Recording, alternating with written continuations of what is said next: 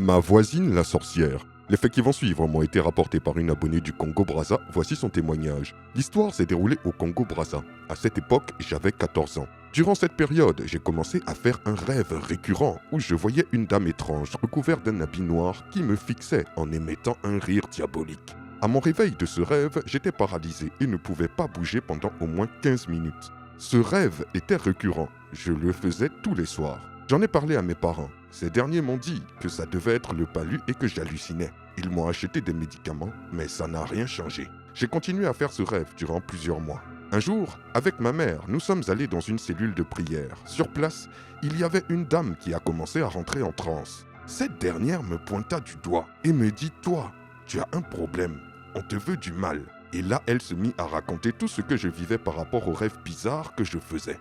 Puis, elle s'adressa à ma mère en lui disant « Tu dois écouter ta fille, son cas est grave ». Et ma mère se mit à pleurer. Plus tard, nous devions partir à un séminaire et le pasteur nous avait dit de prendre une pierre chez nous avant d'aller au séminaire. Et qu'une fois rentrés du séminaire, nous allions jeter les pierres. Et tous ceux qui nous voulaient du mal dans notre voisinage allaient se dénoncer d'eux-mêmes.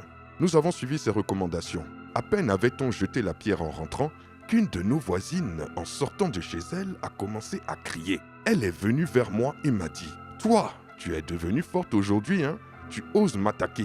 Toi que jusqu'à présent je manipulais comme une vulgaire poupée. Attends, tu vas voir. » Tous les voisins sont sortis et ont commencé à la traiter de sorcière. Ma mère a alors copieusement battu cette voisine sorcière et depuis, je n'ai plus jamais fait ce rêve. Quelle histoire stupéfiante! Dites-moi ce que vous en pensez dans les commentaires et je vous dis à très bientôt pour une nouvelle vidéo. C'était Takashi J numéro 1 sur les histoires mystiques de l'Afrique.